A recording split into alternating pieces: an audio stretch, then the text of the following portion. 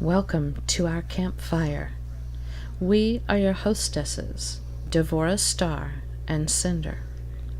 And while Devora is at the witch's ball, I have some stories to tell.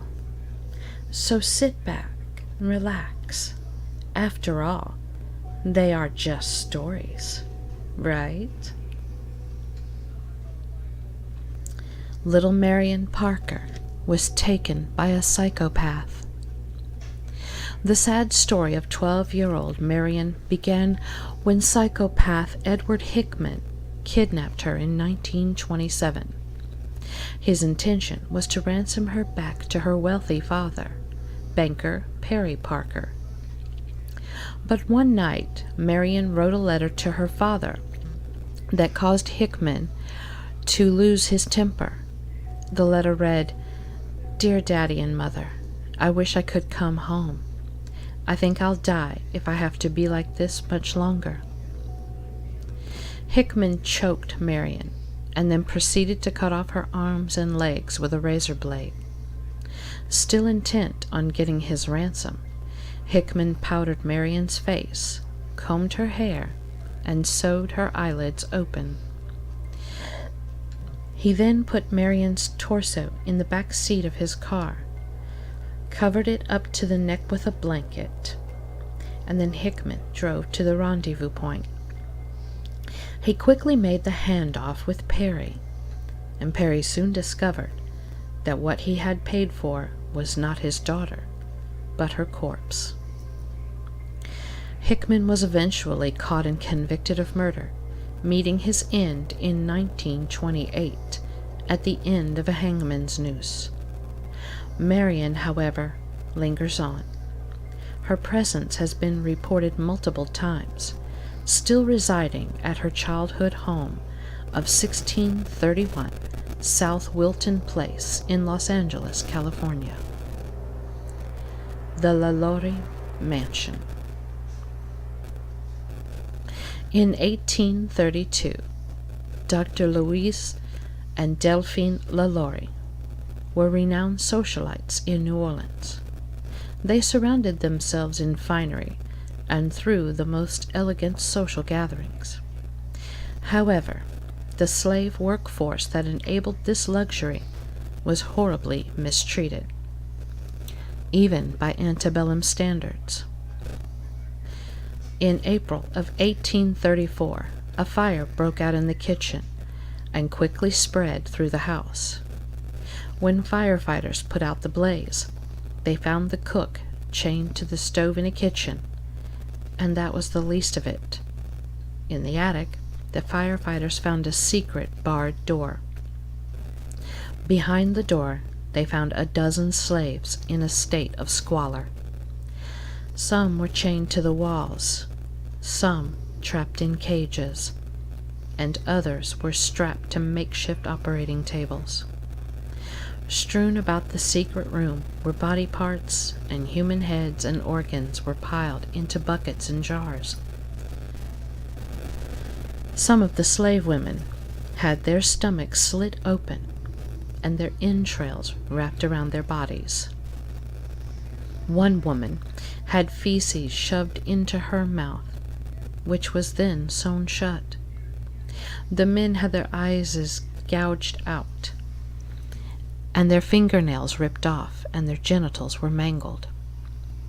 Some had long since died, and others writhed in agony, barely conscious. The LaLauries fled, never to be seen again. The house was ransacked by an angry mob and lay vacant for years in a state of disrepair.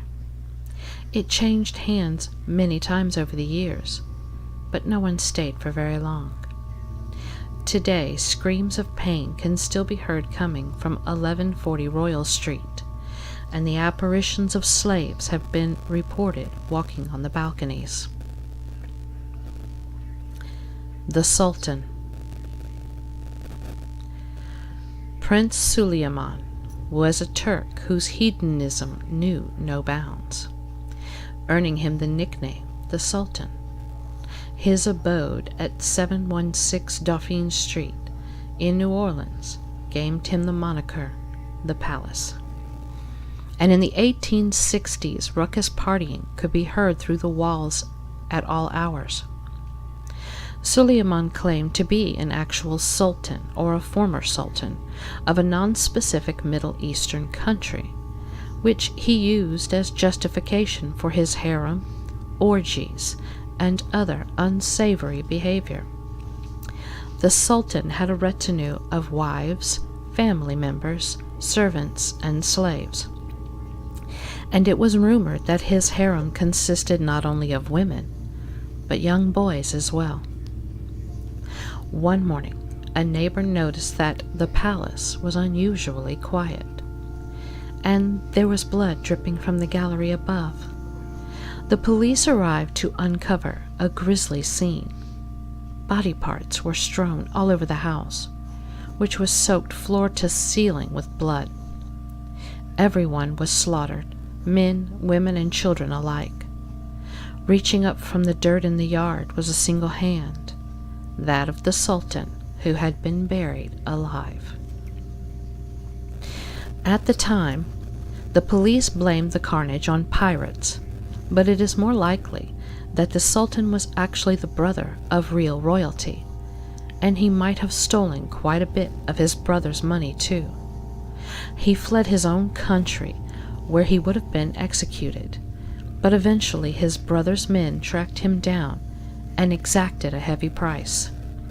In any case, the sounds of partying can still sometimes be heard at 716 Dauphine Street, and some have seen the Sultan himself make an appearance.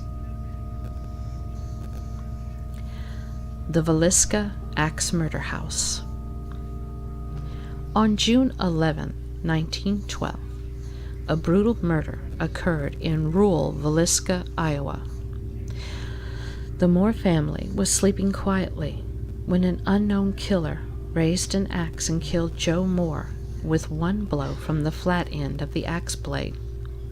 The same sad fate met Joe's wife Sarah, all 4 of their children, and 2 visiting neighbor children.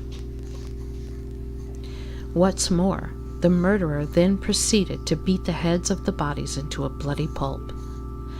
He then covered the bloody heads with clothes, covered every mirror and piece of glass in a similar way, and washed the blood from his hands.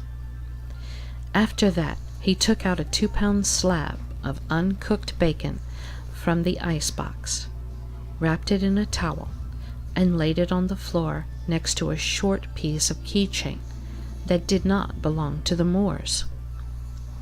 The case has never been solved, but one theory links this case to several other axe murders that occurred across the country during this period. The location is believed to still be haunted by the victims of that tragic night. Several ghost investigations have occurred at the house, all gathering compelling evidence that this haunting is real.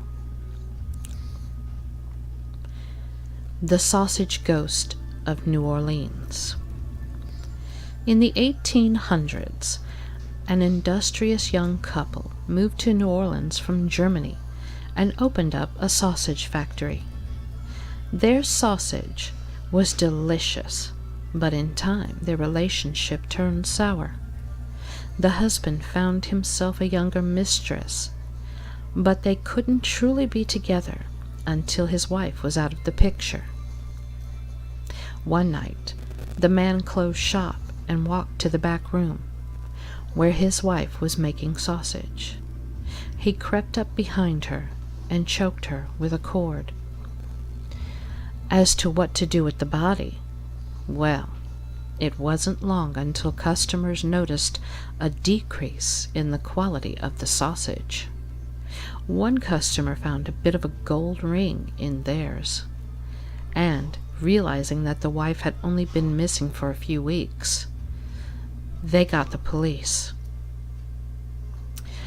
The police found the man huddled in the corner of a room, screaming at the sausage grinder. He claimed that his ghost had emerged from the grinder, bloodied and mangled, and was coming to get her revenge. He spent the rest of his days in a madhouse, but even there he couldn't find respite from the specter. To this day, there are reports of a strange woman haunting the old Hans Mueller residence, where the sausage murder took place all those years ago. Young Darby Christine.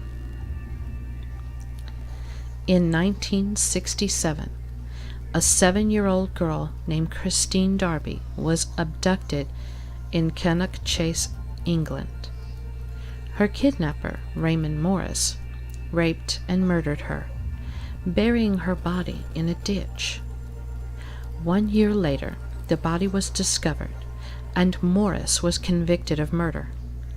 He was also believed to be connected with the deaths of 2 more young girls whose bodies were found in the area. But that's not the end of Christine Darby. Since then, there have been reports of a black-eyed girl appearing in the Cannock Chase countryside. It is believed that this spirit is the ghost of Christine, her eyes black from the blindfold she was wearing when she died. In San Antonio, a bus of children met a chilling fate. Sometime in the 1930s, tragedy struck San Antonio. One day, just like any other, a bus driver was taking his load of 10 children home. Unfortunately, on that day, his bus was having some difficulty. It stalled out right on the tracks of a railroad crossing. Before the driver was able to get the bus started again, he saw a train approaching. The conductor slammed on the brakes, but it was too late. All 10 children and the driver were killed in the crash. Today, you can still go by this crossing near the San Juanita Mission. If you stop in front of the tracks and turn off your engine, a mysterious force will still push the car uphill and over the tracks to safety. If you spread some flour or baby powder on your bumper, you will notice something truly chilling. Several sets of small handprints and 1 set of large ones. The walls of Clifford's Tower drip with blood. The year 1190 was a dark one in York, England. Anti-Semitism was rampant, and the local Jewish community found themselves deeply imperiled. Fearing for their lives, many of them barricaded themselves inside Clifford's Tower, which at the time was merely a wooden palisade.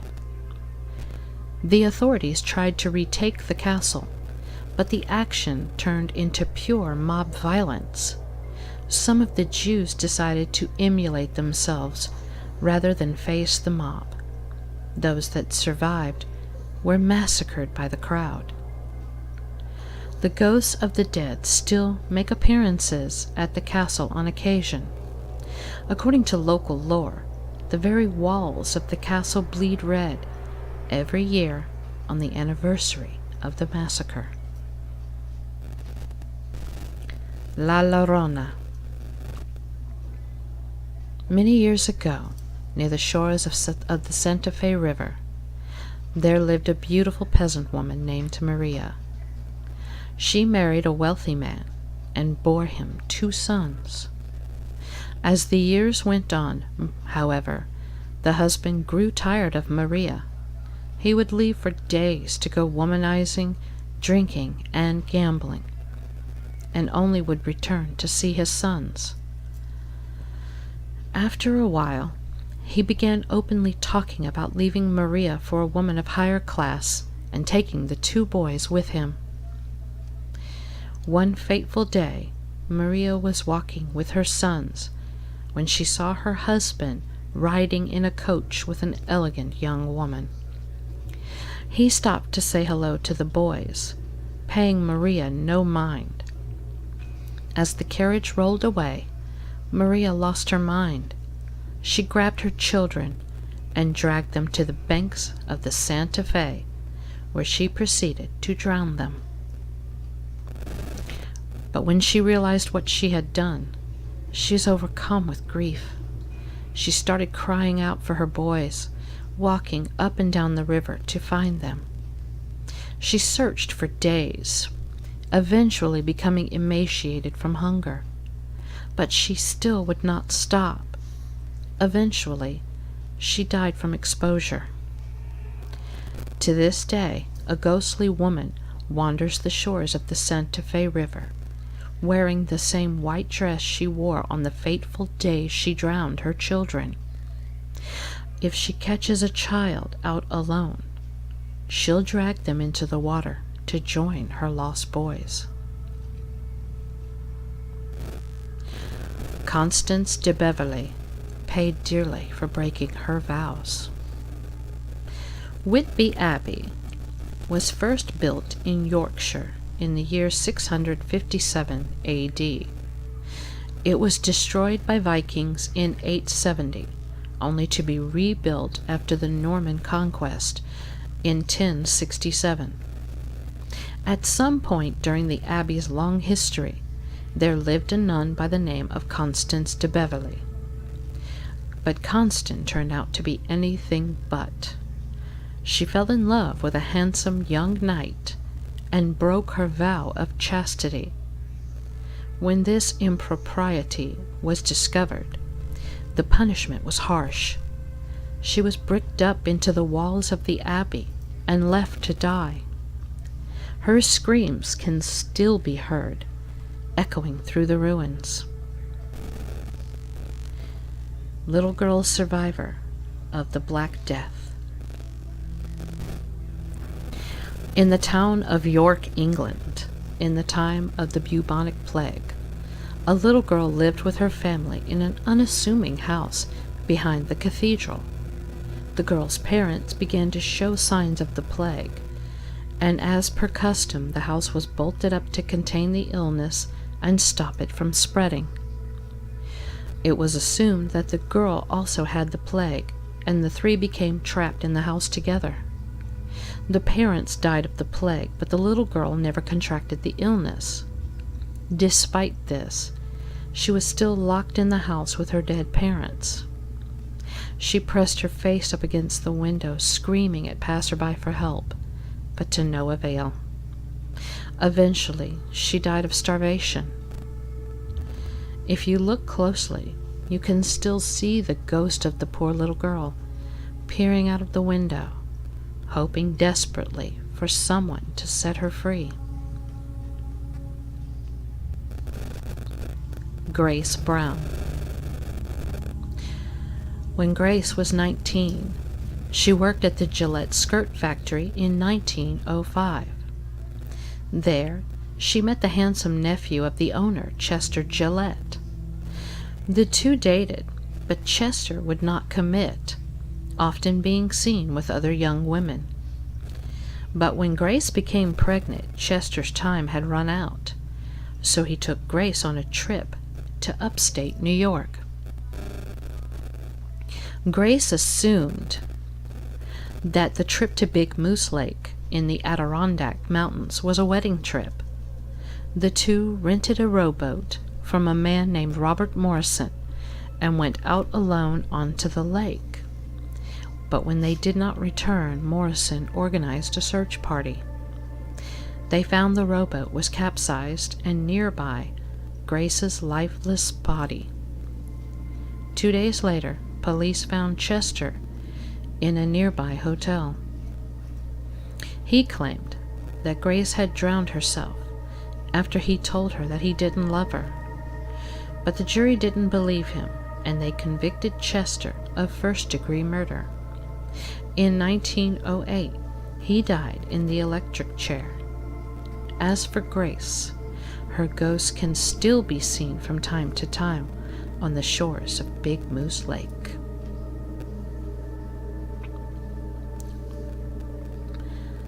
The Alkeskew Courthouse. Tony Jo, also known as Annie Beatrice McQuistion, led a rather rough life. Her mother died when she was 4, and her aunt begrudgingly took her in. Tony Jo was 13 when she started running away. By age 17, she was addicted to cocaine and working in a local brothel. Enter one Claude Cowboy Henry. The two met in the brothel, fell in love, and Cowboy helped Tony Jo kick her cocaine habit. They were married soon after Cowboy's past caught up with him. Before the two had met, Cowboy had killed a police officer in Texas, for which he was arrested and sentenced to 50 years. Tony Jo got it in her head to break Cowboy out of prison. She embarked on this task with the help of Harold Finnan Burks, and the two began hitchhiking to Texas. En route, they encountered car salesman J.P. Crowley, who stopped to give them a ride. They pulled a pistol on him, forced him to strip naked, and tortured him before Tony Jo shot him right between the eyes. After the murder, they got drunk at a roadhouse, where they proceeded to brag about their deed. They were arrested, and Tony Jo was eventually convicted of murder. In 1942, after many failed appeals, Tony Jo became the first and only woman executed in the electric chair in Louisiana. Her ghost is said to still reside in the Caucasus courthouse. Her husky voice can sometimes be heard in the walls. You can also sometimes smell her distinct perfume, as well as her burnt hair.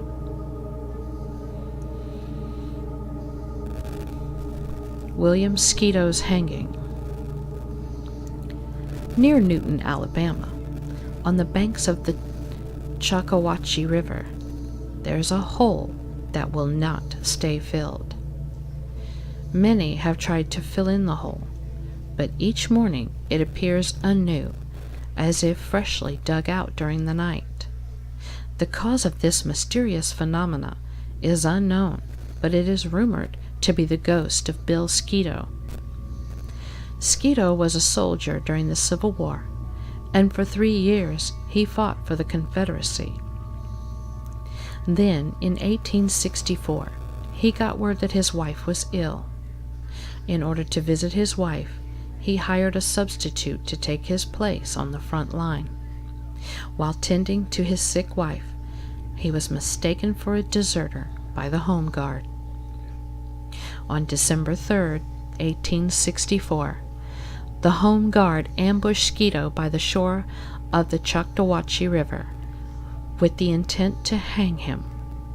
They tied a noose around his neck and threw the rope over the branch of a nearby tree. Unfortunately, the branch proved too low to the ground, because when the buggy ran out from underneath Skeeto's feet, he could still stand on his tiptoes. The Home Guard then proceeded to dig a hole underneath. Skeeto slowly died from asphyxiation, and all these years later, that hole is still there. Chloe heard too much at Myrtle's plantation. Located in St. Francisville, Louisiana, the Myrtle's plantation was once home to many slaves, one of whom is believed to have been named Chloe. Chloe was the mistress of then master of the plantation, Judge Clark Woodruff, and she developed a habit of eavesdropping on conversations through keyholes. After catching her in the act on several occasions, Woodruff cut off her ear and banished her back to field work as a punishment. Chloe, however, was determined to regain her position. She volunteered to bake a birthday cake for Woodruff's 9-year-old daughter. She laced the cake with poisonous oleander leaves and she intended to later cure the victim miraculously, earning their devotion. But instead, Woodruff's wife and 2 of his daughters died. Upon discovering the scene and learning of Chloe's plot from the other slaves, Woodruff had her hanged. Then he filled her pockets with rocks and threw her body in the river. In 1992, Chloe's image was captured standing between 2 of the buildings on the plantation. It is one of the most convincing spirit photographs in existence. The screams of Elizabeth Pratt. In the early 1800s, a woman by the name of Elizabeth Pratt lived at Fort Mifflin with her husband, an officer. Elizabeth's daughter fell in love with an enlisted man, much to her parents' chagrin. The daughter ran off with the enlisted man, at which point Elizabeth disowned her. Not long after that, the daughter contracted dysentery and died. Not having reconciled with her daughter, Elizabeth went mad. She would run around the fort screaming and wailing at the top of her lungs. Then one day, she took a rope, tied it around her neck, and jumped from the 2nd-story balcony where she lived. That's how the soldiers found her. Every now and again, her screams can still be heard at the fort. She is one of many spirits said to reside there. The Greenbrier Ghost. In the fall of 1896, Elva Zona Heister met blacksmith Trout Shoe and fell fast in love. Even though Zona already had a child out of wedlock at 22, the 2 were married in short order. But not too long after that, the body of Zona was found at the bottom of the stairs by a young boy who had been hired to help the Shoes with chores and errands. By the time the coroner arrived, Trout had already taken the body upstairs and dressed it for the funeral in a high-necked dress. With Trout clearly agitated and bereft, the coroner only gave a cursory examination of the corpse, before declaring it first as everlasting faint, or then childbirth, although Zona was not known to have been pregnant at the time. Zona's mother, Mary Jane Heister, had been against the marriage from the start, and immediately suspected foul play. According to legend, she was validated when the ghost of Zona returned to tell Mary that in a fit of rage, Trout had broken her neck. Mary was able to convince the local prosecutor to exhume the corpse for further examination. It was discovered that Zona's neck had been broken.